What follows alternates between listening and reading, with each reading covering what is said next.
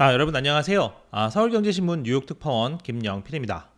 오늘 좀 엄청난 좀 일이 일어났습니다. 뭐 엄청나다고 해서 표현이 좀 그렇긴 한데 금리 더 높은 금리 그리고 이 인플레이션 우려 때문에 오늘 오전 내내 나스닥과 S&P가 좀 힘들어했거든요. 마이너스를 하다가 보스틱이 판을 오늘 한번 뒤집어 놨습니다. 오전에 좀 힘들었던 거는 계속 뭐 금리 인상 그런 얘기도 있었지만 3월에 0.5 해야 된다 이런 얘기가 오전에 좀 힘을 좀 바짝 받았었거든요. 근데 이제 보스틱이 이거를 뒤집어 놨습니다. 그럼 이제 그걸로 다 끝이냐? 끝은 아니죠. 오늘은 그런데 내일은 또 그리고 그 다음에 어떻게 될지 또 상황이 다른 거니까요. 오늘 3월 월스트리트 같이 한번 보시면서 앞으로의 상황 같이 한번 짚어보시죠. 그래서 오늘 3월 월스트리트 제목은 좀 이렇게 꼽았습니다. 보스틱이 뒤집은 증시다. 아무래도 보스틱이 한 말이 안 그래도 예를 들면 뭐 울고 싶은데 뺨 맞았다는 식으로 뭐 이거는 나쁜 표현은 아닙니다. 나쁜 의미는 아니고 그런 식으로 안 그래도 좀 이렇게 잘 하고 싶었는데 계기가 좀 되지 않았나 그런 생각이 듭니다. 그리고 이제 이거는 좀 의미가 있어서 가져왔습니다. 엘 에리언 고문이 연준이 지금까지 3번 틀렸다. 이제 의미가 있죠. 3번 틀렸다는 얘기는 앞으로도 계속 틀릴 수 있다는 얘기고 지금 잘하고 있는 건지 잘 모르겠다 이런 의미도 되는 거죠. 그래서 이런 내용들 같이 한번 짚어보도록 하겠습니다.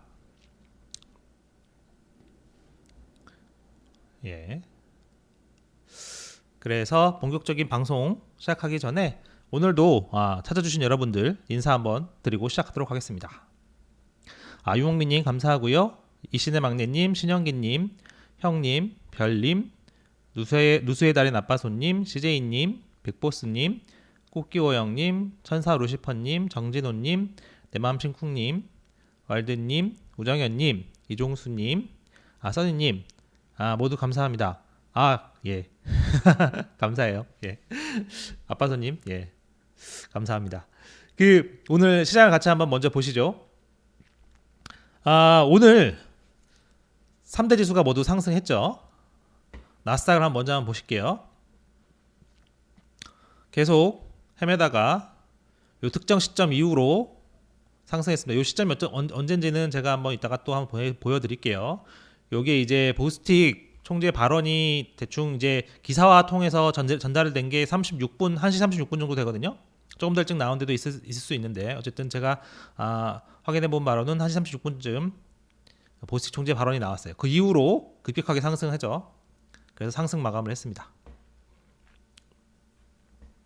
S&P 500 맥을 보시면 뭐 마이크로소프트, 구글, 뭐 엔비디아, 애플 다들 많이 올랐어요. 테슬라가 이제 어제 인베스터 데이가 있었는데 개인 투자자들 중심으로 뭐야 별거 없잖아 이렇게 좀 판단이 되면서 오늘 좀 많이 내렸습니다. 아무래도 애널리스트들은 뭐 괜찮았다 좋게 본 사람들 많이 있었던 것 같은데 투자자들 생각은 조금 달랐던 것 같아요. 기대했던 것보다 좀 부실했다 그런 판단이 있었던 것 같습니다. 오늘 지표는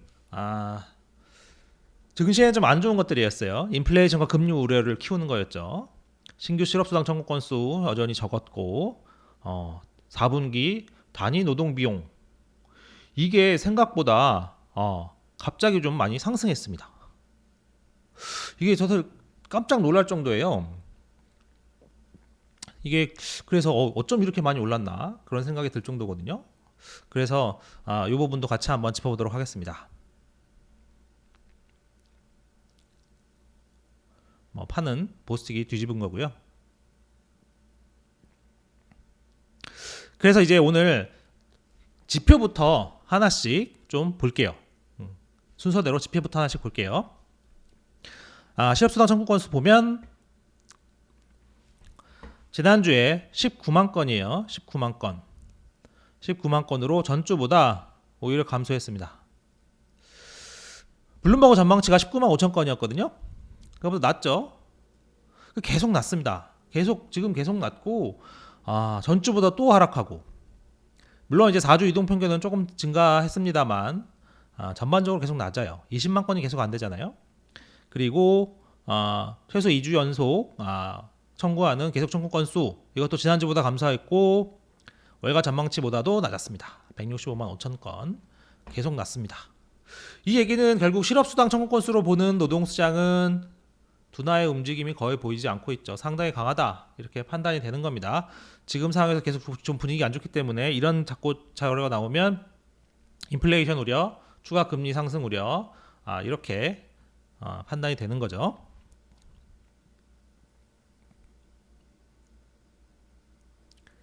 또 하나 이게 약간 좀 미스터리이기도 한데 4분기 노동 생산성과 이제 비용 확정치가 나왔습니다. 이게 지난번에 앞서서 예비치가 나왔고 이번 확정치가 나왔거든요. 근데 이게 숫자가 크게 나빠졌어요. 같이 한번 보시죠. 요 밑에 게 지난번 예비치고 위에 게 이번 확정치입니다. 단위당 노동비용 이게 원래 전기 대비 연율 기준으로 1.1% 상승이었는데 이번에 3.2% 상승 크게 높아졌습니다. 생산성은 반대로 3.0%에서 1.7%로 낮아졌죠. 받는 것들 컴펜세이션 보상 뭐 이런 거죠. 받는 것들은 지금 4.9%에서 4.1%에서 4.9%로 높아졌습니다. 야, 이렇게 되니까 결과적으로는 생산성은 낮고 단위당 노동 비용은 생각보다 더 높고 사실은 생산성만 좀 좋아도 인플레이션이 돼도 임금이 좀 올라도 좀 괜찮거든요. 생산성이 좋다는 거는 임금을 더 받을 가치가 있다는 거니까. 근데 이제 생산성은 떨어지고 단위당 노동 비용은 높아지고 이러니까 좀 이게 생각보다 이 노동 문제가 좀 심각할 수 있겠구나 이런 판단이 또 들은 겁니다. 그래서 이런 부분들은 조금 안 좋은 요인이 되겠죠. 잠시만요. 그래서 3분기도 조금 많이 수정이 됐어요. 3분기도 좀 많이 수정이 됐습니다. 제가 잠깐 요거 마우스 좀 조정 좀 하고 바로 또 말씀드릴게요. 예, 이 3분기도 노동 비용은 커졌고 보상 결국 뭐 임금 뭐 이런 것들이겠죠. 이런 것들은 또 크게 올랐어요. 그러니까 이게 생각보다 임금 인플레이션 이게 좀 심각할 수 있겠구나 그런 생각들이 또 한번 드는 거죠.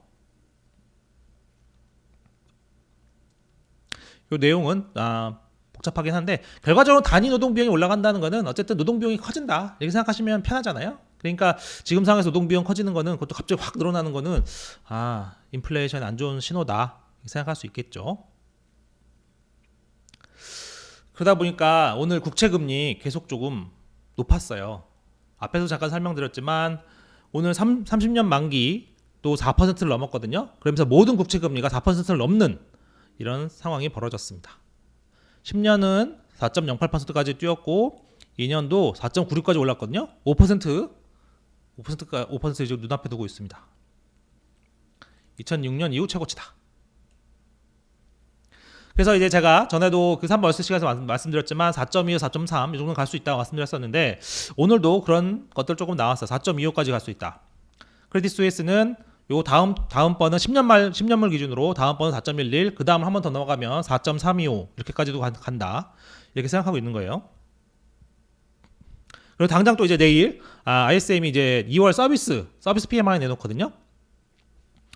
예상치는 54.5인데 서비스업이 또 생각보다 더 강하다. 이러면 또 인플레이션 문제, 또 금리 문제 또 벌어질 수 있겠죠. 그럼 이제 또 내일 다시 또 오를 수 있다. 이런 판단이 가능합니다. 그래서 이제 오늘 여기까지 한번 정리해 드리면 오늘 오전 상황 이런 자료도 주로 오전 8시 반 이렇게 나오니까요. 오전 상황 인플레이션 금리 우려 컸다. 왜냐? 실업수당 청구 건수 굉장히 낮았고 노동비용 올라갔다. 생산성은 떨어졌다. 국채금리도 30년까지 포함해서 전 분야에 걸쳐서 4%를 넘을 정도로 오늘 금리가 상당히 뛰었다. 그리고 지금대로라면 한 4.2, 뭐 4.3 뭐 이렇게 갈 수 있다. 그런 전망들이 나오고 있죠. 그리고 내일 상황을 봐야 되지만 ISM 서비스 지수가 강하게 나오면 내일도 한번 금리가 영향을 받을 수 있다. 이렇게 상황이 정리가 됐던 겁니다. 그래서 낮 동안, 오전 동안, 그리고 오후 뭐 1시 반 뭐 그럴 때까지도 계속 증시가 뭐 다우지수는 오늘 뭐 저기 세일즈포스 때문에 좀 괜찮았는데 어쨌든 나스닥과 S&P는 마이너스였어요. 그래서 그런 상황이 있었다. 그게 오늘까지 이어진 오전과 오후 1시 반 정도까지 이어진 상황이고요. 어제 뭐 최근 며칠간 이어진 동일한 상황이겠죠.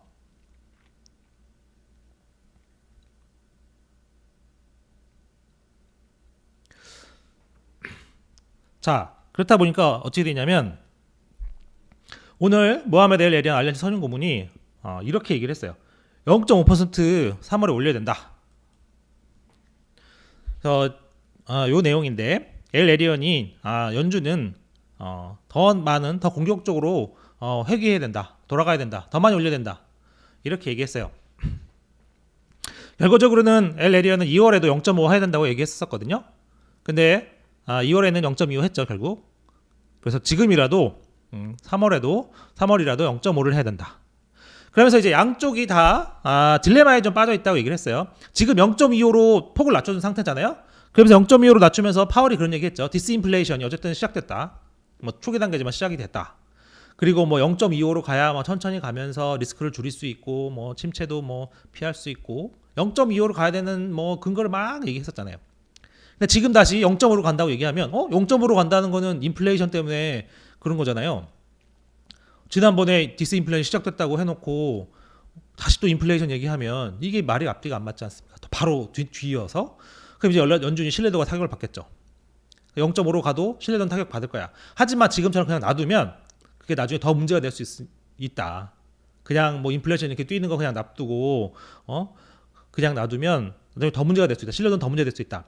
그리고 특히 엘 에리언이 생각하는 거는 그냥 지금 한 번에 확 해야지 찔끔찔끔 계속 0.25씩 하다가는 초반에 확 잡을 수 있는 시기를 놓치면서 긴축을 더 오래 해야 된다.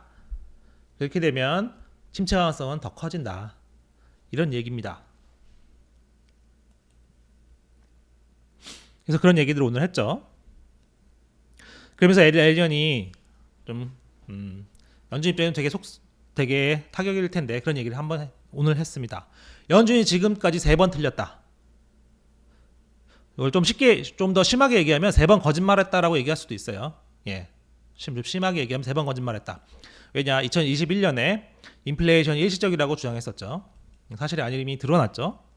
그리고 인플레이션에 대한 이제 인식을 바꾸고 금리 인상까지 나섰는데 이때도 너무 시간이 오래 걸렸다. 첫 금리 인상이 2022년 3월이었으니까요.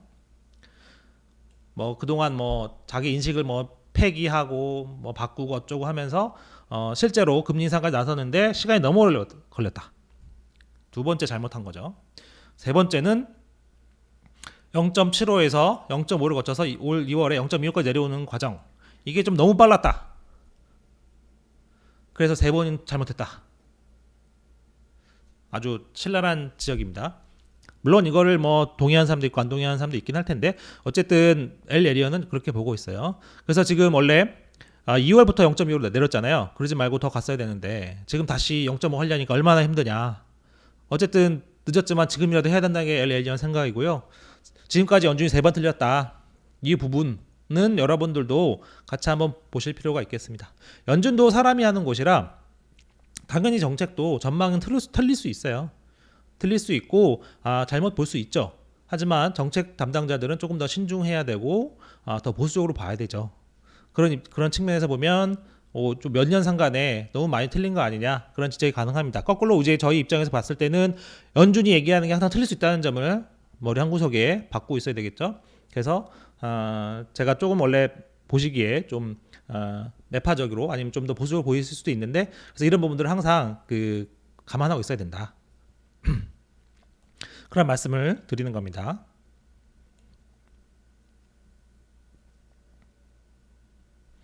그래서 이제 뭐 0.5가 0.5파들 좀 있었죠. 그래서 뭐 그런 얘기 뭐 충분히 뭐 조금 더 이런 게 더 확산하면 될 수도 있는 거 아닌가 그런 얘기들이 뭐 매파들 사이에서 나오는 거죠. 근데 이제 요거를 같이 한번 보셔야 됩니다. 제가 이제 3분 월스트리트 통해서 계속 말씀드리는데 연준 내에서는 지금 0.25씩 최종 금리는 조금 더 올라가면 5.2에서 5.5 아니면 한 번 더 올라가면 뭐 5.5에서 5.75 하지만 뭐 대충 5.2에서 5.50 정도 이 정도까지는 추가로 갈 수 있다. 요 정도까지는 안전하게 갈 수 있는 거죠. 5.2에서 5.50까지는 안전하게 올리면서 긴축 기간을 좀 더 길게 가져가자. 이렇게 보는 사람들이 많습니다. 그래서 지금까지의 상황이 그렇게 나온 거고요. 그러니까 이런 사람들 입장에서는 0.5 하면 조금 부담스럽겠죠. 왜냐하면 앞에 말씀드렸지만 0.25 하다가 0.5 하려면 뭐 이유를 막 대야 되잖아요. 너 왜 갑자기 0.25다 다시 0.5 해? 그러면 뭐 이래서 저렇고 저렇고 저래서 이렇고 뭐 얘기하려면 이 말을 많이 만들어내야 됩니다. 그럼 굉장히 힘들죠. 대신 더 오래 가져가는 거는 0.25가 맞는데 우리 조금 더 해야 될 것 같아. 이렇게 얘기하면 이게 좀 더 쉽잖아요. 근데 꼭 이제 정책의 편의성보다도 어쨌든 0.25의 장점이 있긴 합니다. 장점이 있긴 하죠. 그래서 그런 부분들 감안했을 때 아무래도 연준 내에서는 지금 0.25씩 그리고 한 5.5% 안팎 정도 생각하는 사람들이 많이 있다. 원러도 오늘 이렇게 얘기했다는 점. 이게 잘못 쓴 게 아니고요. 5.0에서 5.5니까 5.0에서 5.25 또는 5.25에서 5.5 그걸 얘기하는 겁니다. 그래서 0.25파 아직 상당히 있다. 최종금리도 너무 많이 올리는 것보다는 적당히 올린 다음에 더 오래 가져가는 거 그걸 원하는 사람들이 지금 상당히 많다. 적지 않다. 상당하다. 그런 상황이기 때문에 이런 오늘 다시 한번 드러난 매파 쪽 입장 0.5 3월에 0.5 그 다음에 더 많이 올리는 거 그게 바로 되는 건 아니다. 데이터를 봐가면서 둘이 치열하게 싸운다고 말씀드렸잖아요. 싸울 거라고. 앞으로 나올 데이터를 좀 더 보면서 양쪽이 치열하게 싸울 겁니다. 그래서 지금 상황에서는 예단하기보다는 조금 더 상황을 볼 필요는 있겠다. 그래서 이제 보스틱이 오늘 어쨌든 비둘기파 쪽에 입장을 확고하게 대변을 해줬죠. 말 그대로 단어로도 뭐 확고히라는 표현을 썼습니다. firmly라고 해서 0.25 쪽이다. 나는 확고히. 바꿀 생각이 전혀 없다는 거죠. 근데 보스틱도 제가 앞에 설명드렸지만 최종금리는 조금 더 올릴 생각이 있어요. 그러니까 다시 정리해서 말씀드리면 연준 내에서는 최종금리는 조금 더 올리면서 하지만 인상폭은 0.25로 계속 가져가고 대신 이게 부족하면 긴축기간을 좀 더 길게 가져가려고 하는 이들이 적지 않다. 그렇기 때문에 3월에 0.5 혹은 상당히 높은 최종금리 5.75를 넘어가는 상당히 높은 최종금리 같은 경우를 가려면 이런 이들과 싸워야 한다. 싸워서 또 이겨야 되는데 아직은 누가 맞는지 알 수는 없다. 데이터가 가를 것이기 때문에요. 어쨌든 보스틱의 발언은 증시 입장에서는 가뭄의 단비였죠. 안 그래도 좀 상황이 너무 안 좋고 맨날 안 좋은 얘기만 듣는데 갑자기 보스틱이 0.25 나는 확고하다 이렇게 얘기를 하니까 시장이 급격하게 반응을 한 겁니다. 그래서 그 프로엑스 라이브 기준으로 이게 1시에 36분 정도 보도가 됐는데 당연히 발언은 더 일찍 했겠죠. 기사가 나온 게 그 정도니까. 그러니까 이제 그때 전후로 나스닥이 급격히 상승했다. 다시 한번 볼게요. 이때가 1시 반 정도거든요. 반 35분. 이때까지는 뭐 대충 뭐 이날 정도 마이너스 수준이니까. 근데 이때 이후로 급격히 올라가죠. 그러니까 투자자들 입장에서는 보스틱 발언을 뭐 계기로 삼아서 뭐 조금 더 이렇게 올렸을 수도 있다. 이렇게 볼 수 있겠습니다. 그래서 추가로 볼 거는 역시 또 보스틱은 금리 인상 중단 시점에 대해서 한여름이나 아니면 늦여름이라고 답했다. 오늘 보스틱이 얘기를 많이 해준 거예요, 사실. 아마 본인 입장에서는 약간 조금 걱정이 됐었던 것 같습니다. 보스틱은 약간 이제 시장을 많이 걱정을 한 거겠죠. 요 며칠 사이에 시장이 너무 좀 그러니까 반대쪽 입장을 자기가 오늘 얘기를 많이 했어요. 자기 확고히 0.25다. 그리고 금리 인상 중단 시점은 한여름이나 또 늦여름이다. 구체적으로 얘기해 주는 거죠. 보시면 이게 오늘 올해 FOMC 일정이거든요. 5월, 그다음에 6월, 7월. 6월, 7월, 8월은 없습니다. 그러니까 뭐 미드로무 썸머라고 얘기했지만 어쨌든 뭐 6월은 초여름 정도 될 테고 뭐 7월 정도 뭐 9월을 뭐 늦여름이라고 하지는 않으니까요. 그러니까 뭐 대충 6월, 7월 요 정도까지 금리 인상이 있을 수 있다 이렇게 얘기를 하는 거죠. 보스틱이. 그렇게 되면 뭐 어쨌든 지금 시장이 반영된 수준에서는 반영된 수준이니까 시장에서 반영된 수준이니까 시장에서는 크게 뭐 더 그럴 필요는 없겠죠. 갑자기 또 뭐 이제 뭐 조선모사일 수도 있긴 한데 3월에 0.5 하고 하면 좀 시장에 타격을 줄 수 있으니까 그런 부분을 잘라내 뭐 선을 그었다는 것만으로도 시장 입장에서는 좀 도움이 많이 됐을 겁니다. 오늘 보스틱이 아주 그냥 시장을 한번 살려놓았죠. 근데 이제 보스틱이 얘기했다고 다 정리된 건 아닙니다. 보스틱이 얘기했다고 뭐 다 끝났냐? 다 끝난 게 아니죠. 데이터에 따라서는 언제든 매파들이 나올 수 있습니다. 물론 이제 보스틱이 파월 의장의 생각을 더 많이 반영하냐, 블러드가 파월 의장의 생각을 더 많이 반영하냐, 뭐 블러드는 아닐 가능성이 더 높긴 한데 어쨌든 상황이 모두 정리된 건 아니다. 결국은 데이터 때문에 바뀔 수 있다. 오늘 이제 유로존 CPI도 예상보다 더 많이 높아졌다. 그리고 근원이 좀 계속 문제거든요. 근원 CPI가 좀 문제가 되고 있다. 그렇기 때문에 최종적으로 누가 맞는지 판단하기는 아직 조금 이르다. 결국 뭐 정확히 얼마나 올릴지는 정말로 앞으로 나올 데이터에 달려 있다. 그런 얘기도 계속 하죠. 자기들도 잘 모를 겁니다, 사실.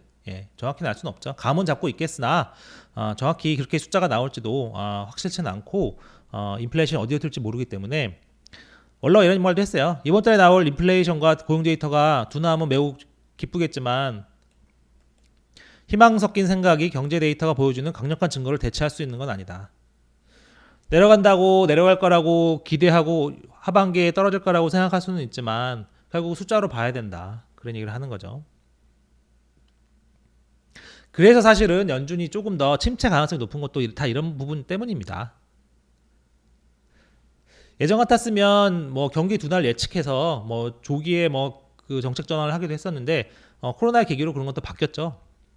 사후 확인으로 바뀌었죠. 그리고 이런 지금처럼 인플레이션 그리고 이런 부분에 있어서 논란이 많은 상황에서 하반기에 내려갈 거니까 정책을 전환하겠습니다. 아니면 금리를 둔화하겠습니다. 정책 그 인상을 정지하겠습니다. 이렇게 얘기하는 게 굉장히 부담스럽겠죠. 사실상 불가능한 얘기고요. 그렇게 되면 나중에 숫자를 데이터를 보고 정책을 하게 되면 그때는 이미 늦은 경우가 많겠죠. 좋은 쪽으로든 나쁜 쪽으로든요. 그래서 이제 이런 부분 때문에 침체 우려가 계속 가시지 않는 겁니다. 어쨌든 지금 최종금리는 뭐가 됐든 조금 더 올라갈 수 있는 가능성이 높은 거잖아요. 지난 12월에 제시했던 것보다 최종금리는 좀 높아질 가능성이 높기 때문에 최종금리가 올라가고 그리고 긴축기간이 더 길어진다. 그러면 결국은 침체 가능성을 계속 걱정을 해야 된다. 그래서 그것 때문에 고용과 소비를 눈여겨봐야 되는 이유죠. 그래서 제가 항상 더 많은 긴축을 얘기할 때는 고용과 소비를 같이 봐야 된다고 말씀드리는 부분이고요. 메이시스 뭐 예상보다는 뭐 실적이 괜찮았던 것 같아요. 근데 뭐 전반적으로는 좋지 않습니다. 전년 대비 이렇게 해보면 안 좋은데 예상보다는 괜찮았었죠. 근데 이제 중요한 거는 앞으로 좀 계속 어려울 거다. 내년까지 매출이 늘어나긴 어려울 것 같다. 이렇게 얘기했다는 거. 베스트바이도 마찬가지예요. 베스트바이는 매출이 10% 가까이 빠졌거든요. 그러니까 결과적으로 월마트, 타겟, 뭐 메이시스, 콜스, 뭐 이렇게 베스트바이 합쳐보면 뭐 자본 실적 뭐 그럼 별도로 놓더라도 앞으로 그러니까 올해 상황은 다 안 좋게 보고 있다. 불확실성이 크고 좀 암울하게 보고 있다. 이 부분이 중요하겠습니다.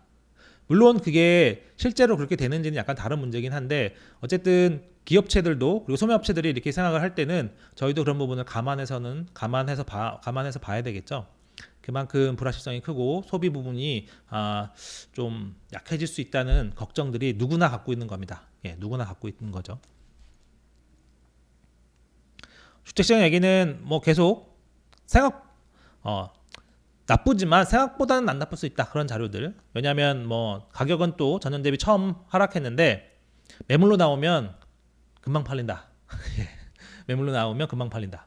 이거는 약간 수요가 여전히 뭐 받쳐주고 있다 이런 뜻일 수 있으니까 부분 같이 볼 수 있을 것 같아요. 그 결국 또 증시는 내일은 또 어떻게 될지 또 상황을 모르니까요. 내일 또 무슨 일이 터질지 모르는데 어쨌든 국채금리가 당분간은 증시 쪽에는 계속 따져봐야 되는 요인이다. 뭐 당연히 뭐 개별 기업으로 들어가면 뭐 개별 기업 뭐 소식도 있고 뉴스도 있고 실적도 있고 하지만 어쨌든 거시 요인 그리고 외적 요인을 보면 국채금리를 놓칠 수 없다. 계속 잘 봐야 된다. 그래서 어쨌든 채권금리 상승이 멈추지 않았다고 생각한다. 이렇게 보는 분들도 있다는 거. 앞에서도 제가 말씀드렸죠. 올라가면 어느 정도 올라갈 수 있다는 거. 물론 그렇게 100% 장담해서 되는 건 아니지만 올라가면 한번 이제 4.1을 돌파하면 그 다음에 4.3까지도 갈 수 있고, 그리고 채권금리 상승이 아직 멈춘 건 아니다. 왜냐하면 지금 고용보고서 CPI 또 남아 있잖아요. 예, 그러니까 그런 같이 한번 보실 필요가 있겠습니다. 그래서 제가 말씀드리는 게 인플레이션에 관한 한 우리가 아직 확인해야 할 게 남아 있다. 이 부분이 남아 있기 때문에 상황이 어렵고 좀 복잡하지만 조금 더 기다려 봐야 되겠습니다. 그래서 오늘 내용은 이 정도고요.